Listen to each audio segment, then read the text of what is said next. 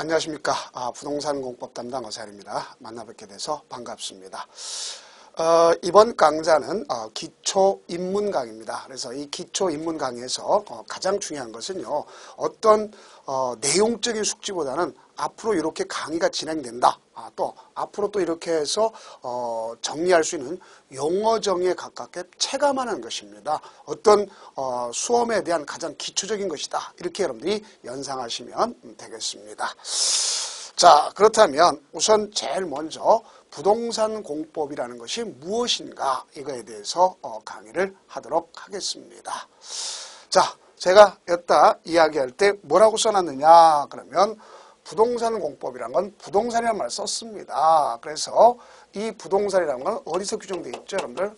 민법에서 규정되어 있어요. 그렇죠? 민법 제 99조에 보면은 그 명칭이 되어 있죠. 부동산이라는 건 토지와 그 정착물이다. 그 중에서 우리 공법 시간에 강조되는 것은 뭐만 있냐? 자, 정착물 다 아는 게 아니라 그 중에서 건축물만 여기에 대상이 된다. 이렇게 여러분들이 이해하시면 되겠습니다. 자, 그러면 이게 한마디로 대상이 되는 것이죠. 이것이 대상. 자, 그러면 두 번째, 여기에 이 부동산이라고 하는 민법은 가장 대표적인 무슨 관계를 규율하는 것이냐면 사법을 규율하는 거예요. 그럼 사법의 가장 기초적 원리가 뭡니까? 사적 자치라는 겁니다. 자, 뭐에 해당한다? 사적 자치. 그래서 사적 자치란 말을 다른 말로 쓰면 계약자의 원칙. 그럼 이 사적 자치인 계약자의 원칙이 가장 큰 역할을 했죠. 뭐를 했냐면 자본주의를 갖다 융성시키는 가장 기여했습니다. 오늘 먹고 사는데 그래서 그러나 가장 큰 문제점이 뭐냐면 이데올로기 대립을 가져왔죠. 빈익빈 부익부연상이라는 걸 가져오게 됐습니다.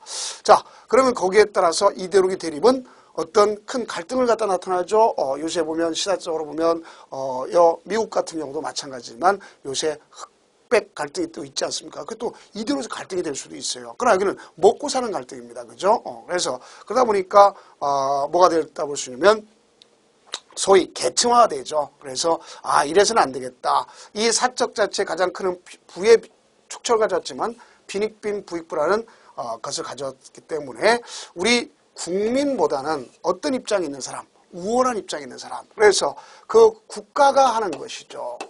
국가와의 관계, 이 관계를 규율하는 것을 뭐라 그러면 공법이라 그러는 겁니다.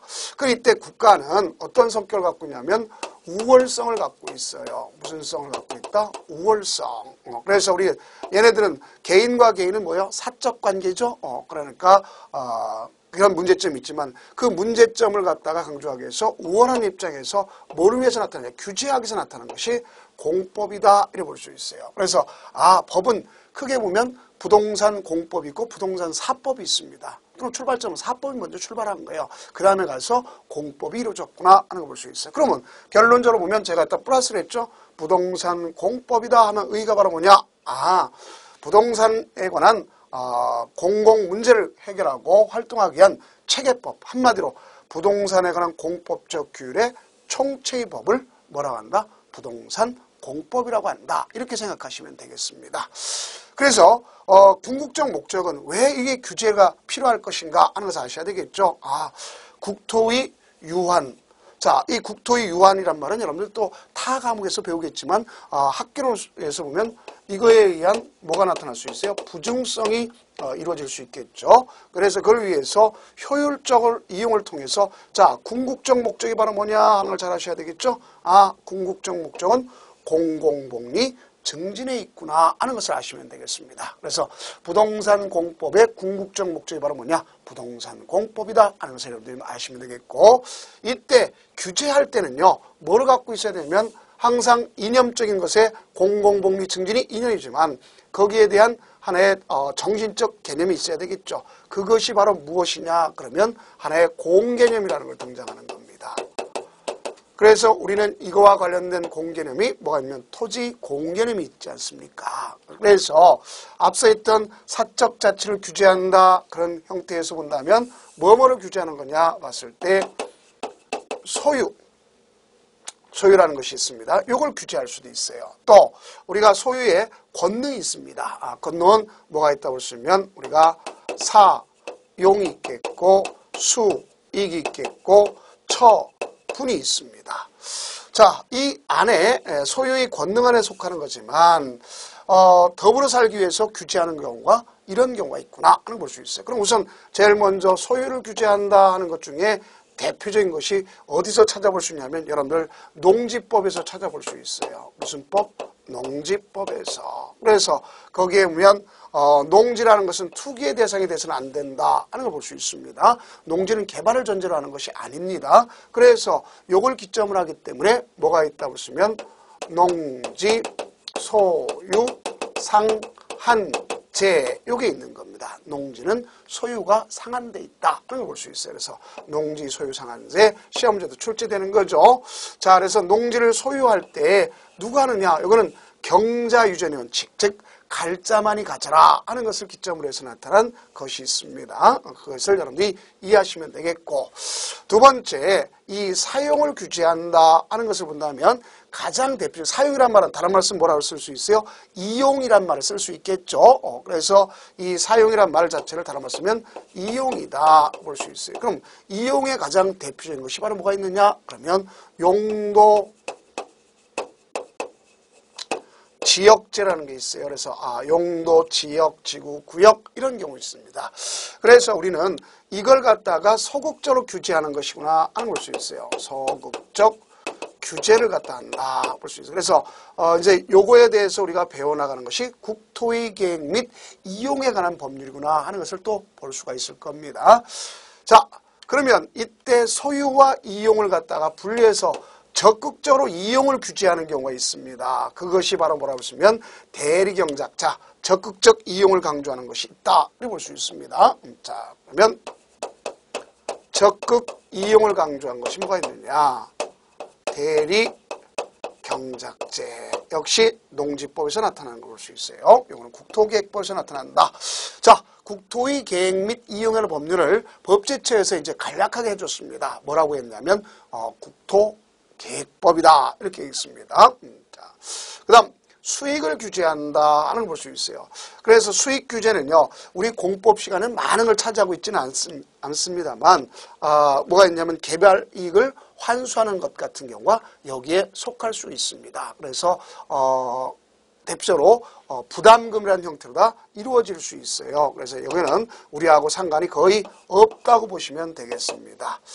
그 다음 처분을 규제한다 하는 걸 볼 수 있는데, 처분을 규제하는 것에 가장 대표적인 것이 어디냐? 국토의 계획 및 국토계획법에서 보면은 이게 있습니다. 토지 거래 허가 이것이 있겠고, 선매 제도가 있습니다. 이런 것들이 바로 규제를 위해서 나타난 것이구나 하는 걸 볼 수 있어요. 그 대표적 예가 이런 것이 있다 하는 것을 아시면 되겠습니다. 그러면 자, 부동산 공법의 정의라는 것은 부동산에 관한 규제의 법이다 보면 되겠죠. 무엇 때문에 규제하느냐? 공공복리 증진 때문에 규제하는 것이다 하는 걸 알 수 있겠고, 국가가 우월한 입장에서 규제하는데 규제하는 공견입니다. 그러기 위해서 소유가 갖고 있는 권능, 사용, 수익, 처분 이런 것을 이런 형태로 규제하는 거다. 우리가 이걸 배우는 것이 부동산 공법이다. 이렇게 여러분들이 이해하시면 되겠습니다. 자, 다음은 이제 부동산 공법의 체계, 소위 앞에서 했던 뭐라 했어요? 부동산의 대상이 우리는 토지와 건축물 기점으로 한다 했죠. 그럼 우리 시험이 어떤 형태로 되어지느냐? 큰 체계를 보자 하는 얘기입니다. 큰 체계를. 자, 그러면 이 토지에 관한 사항도 어떤 경우에 있습니까?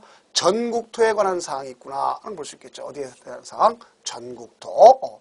그럼 이 전국토에 관한 사항으로서 나타난 것이 있고, 도시에 관한 사항이 있을 수 있겠고, 기타 저는 이렇게 분류를 해놨습니다. 자, 전국토에 관한 사항을 하다 본다면 무엇이 있냐면 국토기본법이 있습니다. 국토기본법에 이제 또 뒤에 가서 계획에서 배우겠지만 국토종합계획이라는 게 있습니다. 그래서 이거는 우리하고는 상관이 없다는 것보다도 자, 만약에 이걸 갖다 한다 그러면 뭐를 생각하시면 좀 더 뜻이 있구나. 뜻이란 건 국가기관으로 간다는 뜻을 갖고 계시면 되겠습니다. 그러니까 우리 공인중개사가 국가의 뜻을 갖고 있다. 자, 그럼 좋겠죠. 그러니까 이제 그건 아니고, 그러니까 여러분들이 우리는 이거는 시험의 대상이 되지는 않지만 언급을 해야 되겠구나. 왜? 최고 상위 계획이니까. 그래서 이런 것을 우리가 국가계획이라고 볼 수 있겠죠. 그걸 여러분들이 인식하면 되겠습니다. 그다음 국토계획법이라고 얘기한다 했죠. 이게 정식 명칭은 국토의 계획 및 이용에 관한 법률이구나 하는 것을 아실 수가 있어요. 그래서 그 국토계획법에 의해서 본다면 광역도시계획인 것이 나타납니다. 광역은 2개 이상 이따 또 배웠지만 이건 이제 체계를 알아야지만 할 수 있는 것이구나 라고 볼 수 있어요. 그다음 그럼 여기는 상위 계획인 이 위에 것이 결국 따지면 무슨 계획이냐면 요거에 속하는 거예요. 국가계획. 그러니까 우리가 봤을 때 이러한 이 국가계획이라고 할 수 있는 여기에 상위계획 이것이 국가계획 이렇게 볼 수 있습니다. 그 계획에 대한 것으로서 거기에 부합돼야 된다. 대류연칙을 볼 수 있습니다. 다음 그 밑에 있는 것이 도시군 계획입니다. 자, 이걸 알기 위해서 이제 행정 체계를 알아야 되겠구나. 도시군이라는 소리가 무엇인지를 우리가 이제 앞으로 공부하는 것이 이 뭐랄까요? 기본 그 입문서 과정이구나 볼 수 있습니다. 자, 그러면 도시라는 것과 여러분들 농촌이란 말과 대비해야 되는 것이 아닙니다. 알겠죠? 그러면 도시에는 다 도시역이다 이런 말을 쓰는 경우가 아니다는 걸 알 수 있겠죠? 그걸 정해놓고 군, 행정적 군입니다. 그러면 이 도시계획이 모든 것의 이제 기본이 되는 계획입니다. 그러면 그 도시계획이 모든 것의 기본이 되는 계획인데 그 계획은 다시 2가지로 나눠진다는 걸 알 수 있어요. 도시군 기본계획과 도시군 관리계획으로 다 되어 있다 하는 걸 볼 수 있어요. 그럼 이때 이 도시군 기본계획이 모든 것을 총괄할 수 있는 종합계획에 속하는 것이구나 하는 것을 여러분들이 이해하시면 되겠습니다. 무슨 계획? 종합계획이구나 하는 걸 볼 수 있어요. 그러면 종합계획은 예를 들어서 우리가 그 중에 일부가 부음계획 아닙니까? 그렇죠? 그럼 예를 들어 주거정책을 한다, 교통정책을 한다, 환경정책을 한다. 이런 것들은 다 여기에 부합돼야 되겠죠. 부합, 적합 그런 얘기입니다. 다음 도시군 관리계획이라는 게 있습니다. 이거는 이를 갖다가 구체화한 계획이다 이렇게 볼 수 있겠죠. 뭐한 계획? 구체화한 계획이다 하는 걸 볼 수 있습니다. 자, 그러면 그 중에서도 가장 중요한 계획이 되는 게 무슨 계획이냐면 우리가 앞으로 공법 시간에 가장 중요한 것이 도시군 관리계획이구나 하는 것을 알 수 있어요. 그 도시군 관리계획에는 내용이 있는데 자, 이 내용이 바로 우리 모든 것을 총괄할 수 있는 기초가 되는 겁니다. 그래서 미리 한번 짚고 넘어가는 것이구나 하는 걸 알 수 있겠고 이번 강좌도 여기에 관련된 것을 하는 것이구나 하는 걸 알 수 있습니다. 제일 먼저 앞서 얘기했죠. 전국토에 대한 용도가 됐죠. 용도란 말은 바로 이것이 용도에 관한 사항입니다. 그래서 용도에 관한 사항으로서 2가지가 있죠. 용도, 지역, 제라고 제가 얘기한 대로 했죠. 그래서 그거는 몇 가지냐면 3가지가 있어요. 용도, 지역이란 말과 용도, 지구의 지정 변경하는 계획이 있다 하는 볼 수 있습니다.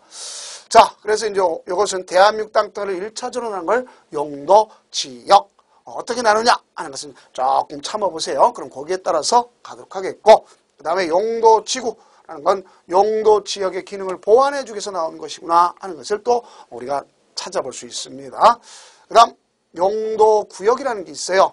얘는 개발을 갖다가 우리가 했을 때 개발 제한이다 이렇게 생각하시면 되겠습니다. 그래서 행위 제한을 갖다 규정을 한다 볼 수 있어요. 얘가 1차, 2차에는 3차라 볼 수 있는데 거기에는 몇 가지가 있냐면 수도 개시에서 4가지가 있습니다. 그래서 수산자원보호구역 알겠죠? 도시자연공원구역, 개발제한구역, 시가와 조정구역 이렇게 돼요. 그러나 우리가 이 공법 시간에 배워야 될 것은 여러분들이 시험제 나지만 다 되는 게 아니라 그중에 여기 있는 시가와 조정구역이 가장 중요한 역할을 하는구나 하는 것을 볼 수가 있어요. 그러면 선생님 지금 짚고 넘어가지 않습니까? 그러지 말고 좀 참아보세요. 우리는 인내하는 힘도 길러야 됩니다. 자, 그러면 여기서 보니까 개발제한구역 있죠? 개발제한구역 지정 및 관련한 법률이 있다. 요거는 결국 우리가 쓸 때 요 3가지는 따로 법률이 있다 이런 뜻입니다. 법률이 있다. 그러면 여기 보면 국토의 계획 및 이용에 관한 법률상에 있는 내용으로서 개발제한구역은 개발제한구역 지정 및 관련하는 특별조치법. 그래서 이제 너무 길죠. 그래서 개발제한구역법 이렇게 하자고 법제처에서 약칭으로 해놨습니다. 다음 여기 수산자원보호구역은 수자원을 보호하게 하니까 수자원관리법이라고 되어 있습니다. 약칭할 필요가 없겠죠. 다음 도시자연공원구역이라는 말이 있습니다. 도시지역은 개발을 전제하니까 자 개발하게 되면 휴식공간이 없어지죠. 그러니까 그런 걸 방지하기 위해서 도시지역에서 있는 도시공원 공원 녹지법 알겠죠? 이렇게 그래서 이렇게 볼 수 있어요. 그거 자체를 우리가 규정하는 것을 볼 수가 있습니다. 자, 그래서 요것이 있는가 하면 그러면 이제 여기는 사업과 관련되는 겁니다. 뭐와 관련됐다? 사업과 관련됐다. 그럼 모든 사업의 출발점은 어디서 출발하냐면 기반시설부터 출발해요. 무슨 시설? 기반시설. 자, 이제 기반시설은 나중에 또 언급하겠지만 자, 어떤 의미를 갖고 있다 볼 수가 있냐면 이런 의미를 갖고 있어요. 터기자에다 쟁반반자로서 우리가 도로, 상, 하수도, 학교용지, 공동구, 하천, 유수지, 알겠죠? 화장장 이런 것들이 다 어디 속하냐면 여기에 기반시설이 속하는 거예요. 그러면 이 기반시설은요 7개의 시설군이 있습니다. 그래서 여러분들이 그 시험 문제 이번에 출제됐던 걸 볼 수 있겠죠. 그래서 보면 뭐가 있냐면 공간시설이 있어요. 공간시설 같은 거 여러분 쉽게 생각한다면 뭐가 있겠습니까? 공원, 광장 이런 것을 가장 대표로 보면 될 것 아닙니까? 그 다음 교통시설이 있어요. 교통시설은 도로, 철도 이런 것을 잘 볼 수 있겠죠. 자, 이것도 역시 기반시설의 일종이라는 걸 볼 수 있어요. 그 다음 공공문화체육시설 같은 거 있겠죠. 공공문화체육시설 이게 있습니다. 네, 유통공급시설. 자, 여러분들 유통공급시설 같은 건 뭐가 있겠어요? 시장, 공동구, 알겠죠? 공동구 지하에다가 터널 뚫어서 수용할 수 있도록 하는 것을 공동구라고 하는 것을 볼 수가 있습니다. 자, 그래서 이제 그런 경우가 있다는 것을 알 수 있겠고요. 뭐가 있냐면 보건위생시설이 있습니다. 자, 여기서 보면 보건위생시설은 가장 중요한 것이 요 액센트를 올 때 나중에 보겠지만 보내는 거에 딱 액센트를 두면 돼요. 그래서 요거는 생명체를 보내는구나. 화장장, 그렇죠? 우리 갔을 때 또 자연장지라든가 이런 형태의 것을 우리가 보면 되겠습니다. 생명체를 보는 거예요. 그 다음 환경기초시설이 있어요. 찌꺼기 보내는 거, 뭐 폐차장이라든가 하수. 자, 하수든 찌꺼기입니다. 알겠죠? 그런 걸 생각하면 되겠고. 그 다음 방제시설. 방제시설은 하천, 유수지 이런 경우가 있습니다. 그래서 이와 같은 7가지 시설을 기반시설이에요. 그러면 이 기반시설은 한마디로 해서 추상적인 겁니다. 추상적인. 그럼 추상적인 건 구체화시켜서 가져가려면 뭐가 필요할 거냐? 이 추상적인 걸 구체화시키는 것이 바로 뭐냐면 도시군 관리객이 하는 거예요. 그래서 만약에 우리 동네에 도로가 있는데 포장이 필요하더라. 확포장이 필요하다. 그러면 가서 엄청 오늘같이 비 오면 문제가 심각하잖아요. 그죠? 그래서 어떻게 했어요? 쫓아가죠. 어디 쫓아갑니까, 여러분들? 어디 쫓아가요? 시청, 구청 쫓아가죠. 그러면 어떻게 했습니까? 계획 없습니다. 도로는 필요하다는 거 알아. 도로라는 건 뭐야? 추상적이니까 기반시설입니다. 그러니까 쫓아가니까 뭐가 없다? 계획이 없다. 구체화시킨 계획은 뭐예요? 도시군 관리계획 없구나. 그럼 언제 할지 모르는구나 하는 거죠. 계획은 있습니다. 그러면 한도습니다. 근데 뭐냐? 계획이 있더니 뭐가 있어요? 돈, 재정이 있어야 되겠죠? 그러니까 사업을 하려면 우선 제일 먼저 기반시설 설치, 정비, 개량하려더라도 뭐가 된다? 계획이 나와야 된다 하는 걸 꼭 아시기 바랍니다. 그러면 그걸 갖다 우리가 뭐냐면 도시군 계획 시설이라고 그러는 거예요. 알겠죠? 이 기반시설 도시군 관리 결정됐다. 그럼 그걸 갖다가 무슨 시라면 도시군 계획 시설이라는 거예요. 그걸 갖다가 그래서 도시군 관리계로 결정이 된 여러다가 결정된 무조건 되는 게 아니라 결정된 시설을 도시군계획 시설이라고 하는 거다 하는 걸 알 수 있습니다. 자, 그러면 이것이 되면 이제 나중에 가서 사업을 할 수 있는 거예요. 그러면 그 사업을 무슨 사업이라고 그러느냐? 그러면 여기에 있는 것처럼 이런 사업이라고 그러는 거예요. 자, 여기 사업을 한다. 그래놨죠? 그러면 여기 있는 그걸 설치하고 정비하고 개량한 사업을 무슨 사람이야? 도시군계획 시설 사업이라는 거예요. 아, 요놈을 설치하고 정비하고 개량하는구나 하는 것을 도시군계획 시설사업이라고 하는 겁니다. 자, 그럼 출발점 어디서 출발한다? 기반시설에서 출발한다 하는 것을 꼭 명심해 두시기 바랍니다. 자, 그 다음 이제 우리가 보면 도시개발사업이라는 게 있어요. 이 도시개발사업은 뭐 하는 거죠? 신도시, 신시가지를 건설하는 사업이구나 하는 것을 여러분들이 이해하시면 되겠습니다. 그 다음 정비사업이라는 게, 정비사업은 재개발, 재건축. 그러면 요놈들은 자, 여기 봐요. 여기 이루어져 있는데 자, 걔는 어디가 있느냐? 여기 있네. 점점점인데 아, 도시개발 사업은 도시개발법 타법에 있구나. 그다음에 여기 봐요. 정비사업 점점점 올라갔네요. 도시정비법. 제가 왜 그러냐? 칸이 줄이니까. 자, 이걸 원래는 옛날에 뭐 도정법이라는 사람도 있고 그런데 요번에 정식 명칭을 내 도시 및 주거환경 정비법입니다. 그러나 이 정식 명칭은 도시 및 주거환경 정비법인데 법제처에서 야, 우리 이거 너무 기니까 도시정비법이라고 하자 이렇게 되겠습니다. 앞으로 그렇게 하세요. 어디 가서 또 도정법 이렇게 배우고 또 이런 거는 좀 우리가 좀 지양할 그런 뜻입니다. 자, 그럼 이렇게 가서 이 사업이 몇 개 사업이냐? 3개 사업이 있네요. 그죠? 이걸 갖다가 무슨 사업이라 그래요? 도시군계획 사업이라는다. 그럼 도시군계획 사업 몇 가지? 3가지를 이야기하는구나 하는 것을 여러분들이 이해하시면 되겠습니다. 자, 몇 가지를 갖다 얘기한다? 3가지를 도시군계획 사업.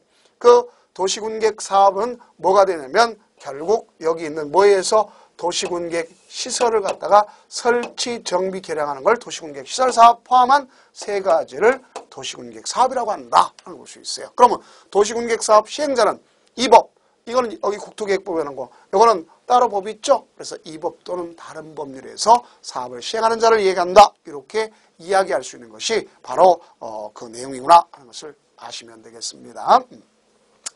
자, 다음은 이제 봅시다. 전국토에 관한 사항으로서 여기 요 국토계획법에 대해서 이렇게 하는데 그중에 계획에 대한 사항으로서 가져간 거죠. 자, 관리계획의 마지막이 뭐냐? 사업을 할 때는 속된 편으로다가 자, 이 지구단위 계획 및 지구단위 계획구역이라는데 자, 저는 강의하면서 이렇게 얘기할게요. 자, 선생님 공부 어떻게 하면 좋겠습니까?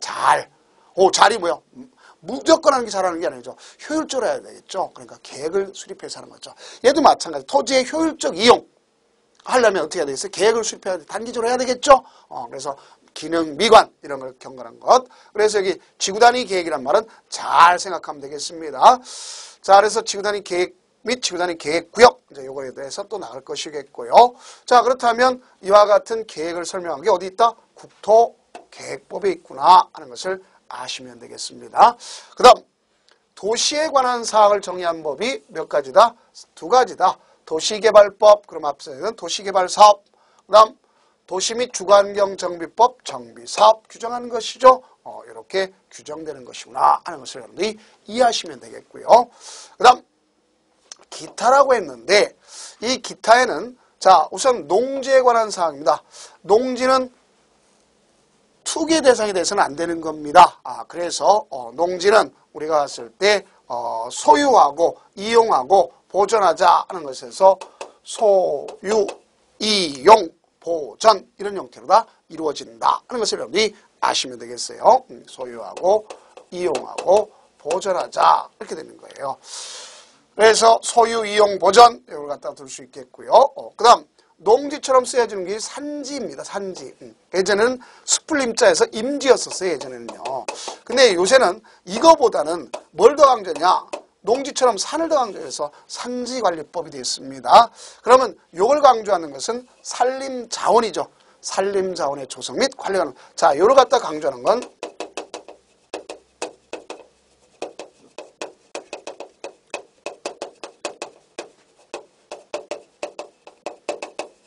엄청 길죠. 그러니까 이건 공부할 필요 없습니다. 그 다음 여기 봐요. 초지. 그러면 초지일 거 아니야. 농지도 아니고 임지도 아니고 그러니까 산지도 아니고 역시 오로지 초지다. 초지법입니다. 그럼 얘네들은 다 공부는 하지만 그중에 시험 문제는 이것만 대상이 되는구나 하는 것을 알 수가 있습니다. 다음 토지 말고 이제 건축물에 관한 사항이죠. 그럼 건축물에 관한 사항을 규정한 법이 무슨 법이냐? 건축법과 주택법이 있구나 하는 것을 아실 수 있네요. 자, 그럼 여기 보면 이 건축법이라는 것은 개별 규제를 위해서 나타난 법이 건축법이구나 하는 것을 또 아실 수가 있어요. 자, 그래서 이거는 왜 그러냐? 소위 안전, 기능, 환경, 미관 이걸 갖다 유지하려면 어떻게 했어요? 금지시켜 놓고 이를 정리해 금지시켜 이게 필요하면 개별 규제한 걸 풀어줘야 되겠죠. 풀어주는 것을 여기 적합하면 풀어준 걸 허가를 해줘. 그래서 가장 중요한 게 건축 허가 절차 이거에 대한 것으로서 안전 이걸 강조하는 것이 무슨 법이다? 건축법이구나 하는 것을 아실 수가 있습니다. 다음 주택법은 이 건축법 안에 주택법이 있는 겁니다. 건축물의 용도가 28가지 중에 주택에 관한 사항은 1번, 2번이 있어요. 1번은 단독주택, 2번은 공동주택 이렇게 되어 있습니다. 자, 그렇다면 이 주택법은요. 개별 규제하는 게 단위적으로 가져가는데 자, 이거는 뭐하냐? 주거, 안정, 주거, 수준을 위해서 가져가는 거예요. 그래서 예전에 이것이 1973년도에 주택건설촉진법에서 또 출발했던 겁니다. 그래서 지금은 건설은 어느 정도 됐어요. 그래서 이제 건설 촉진이란 말은 없앴고요. 자, 건설이란 말 갖다 기점이 되는 것을 알 수 있겠고, 그 다음 건설했으면 이를 갖다 공급하고 관리하자 이쪽이죠. 그래서 질서 유지와 관련된 겁니다. 그러면 건설하려면 무엇보다 이거 하려면 재원이 있어야 되겠죠. 재원. 그래서 이걸 규정하는 것이 바로 주택법이구나. 이렇게 여러분들이 아실 수가 있는 것입니다. 자, 그래서 부동산 공법의 체계는 적어도 이런 형태로 체계화가 되어 있구나 하는 것을 여러분들이 이해를 해 두시면 되겠습니다. 자, 그렇다면 지금까지 배운 것이 부동산 공법의 뭐라고 배웠어요? 하나의 개념과 또 거기에 따른 체계를 배웠습니다. 그렇다면 우리가 이제 시험 문제는 어떻게 출제되느냐 하는 것을 봐야 되겠죠. 자, 그러면 우선 앞서 얘기했던 국토의 계획 및 이루법률을 줄여서 국토계획법이라고 했죠. 자, 국토를 먼저 이용, 개발, 보존한다 그러는데 그러기 위해서는 이용하고 개발하고 보존한다는 것을 위해서 보면 먼저 계획부터 수립해야 되는구나 하는 걸 잘 아셔야 돼요. 그러고 나서 집행하는 법이구나 하는 걸 볼 수 있습니다. 그래서 우리는 계획 없는 개발은 있을 수 없다 하는 것을 꼭 명심해서 가져가면 되겠습니다. 자, 그래서 이거는 30%로서 12문제가 출제되는 것을 알 수가 있습니다. 그래서 가장 기본이 되는데 어떤 분이 이거 어렵다고 이거 포기하고 뭐 했으면 좋겠습니까? 그럽니다. 야, 30% 포기하고 그렇다고 여기는 다 문제 다 쉬운 거냐? 그렇지는 않죠. 그러나 저를 따라오세요. 믿고 따라오면 그래도 쉽게 가져갈 수 있습니다. 그 다음 여기 보니까 도시개발법을 했죠. 도시개발 신시가 신단지를 조성하는 사업이구나 하는 걸 볼 수 있어요. 절차법이 있죠. 자, 그 다음에 도시정비법 그랬죠. 주거환경 개선, 주택재개발, 주택재건축에서 많이 들어봤죠. 또 도시환경 정비와 관련된 법이구나 하는 것에서 정비법 역시 두 가지 합쳐서 여섬요놈, 여섬문항, 여섬연원 정형화돼 있죠. 30%. 자, 이것만 해도 60% 그럼 합격입니다. 그렇죠? 다 맞는다는 전제조건 하에서. 그러면 이제 자, 여기 건축법인데 제가 여기 색깔이 틀리네요. 왜 그럴까? 제 마음입니다. 그러나 이유가 있겠죠. 자, 여기 건축법과 농지법은 사업법이 아니구나 하는 걸 알 수 있어요. 여러분들은 무슨 법이 아니다? 사업법이 아니다. 그럼 반대로 얘기하면 저 색칠한 요 노랗게 칠한 여러분들은 무슨 법이구나? 사업법이구나 하는 것을 아시면 되겠습니다. 그러면 여기 보니까 건축법 앞서 얘기했던 건축물의 건축 등 개별 규제로 관련된 법으로서 7문항이 출제됩니다. 다음 주택보험, 주택건설 공급관리에 관한 주거안정 수준을 향상에 관한 것으로서 역시 7문제 출제돼요. 그 다음 농지는 앞서 했던 농지의 소유이용 보존을 위해서 가져간 것으로 2문제가 출제됩니다. 자, 그러다 보니까 40%가 되는구나 하고 볼 수 있어요. 그래서 우리가 40문제를 기점으로 해서 100%인데 그렇죠? 그 만점 중에 이렇게. 그래서 여러분들이 앞으로 공부하는 것도 그렇지만 다 공부해야 되겠지만 그러나 자기한테 가장 기본적으로 얘는 가장 기본이 되니까 꼭 가져야 되겠고 요 둘 중에서 편한 법이 있을 거예요. 그거 하나만 잡아도 돼요. 알겠죠? 또 여기 이 둘 중에서 하나만 잡아도 됩니다. 그럼 농지법은 나중에 공부해도 돼요. 사실상. 그러면 무난히 합격할 수 있는데 다 욕심부리고 전체를 다 하면 100점 만점 오케이 가문형가? 그렇죠. 근데 그렇질 필요가 없습니다. 우리가 왜 점수 공개 안 하느냐? 즉 최고, 최고, 고령 뭐 이런 거 점수 안 하는. 왜? 누구나 60점 맞아서 합격하든 100점 맞아서 합격하든 자격증 똑같은 거예요. 그렇죠? 그러나 우리가 안전권인 그런 공부를 해보도록 합시다. 그래서 저를 믿고 따라하면 안전적인 공부가 될 수 있다. 하는 것을 꼭 아시면 되겠습니다. 자, 그러면 지금까지 공부한 것은 부동산 공법의 개념, 부동산 공법의 체계, 그렇죠? 출제 범위까지 정의를 해드렸습니다. 이제 다음 강좌는 이런 내용을 토대로 해서 하나하나 접근해 나가는 방식으로 하도록 하겠습니다. 고생 많으셨습니다.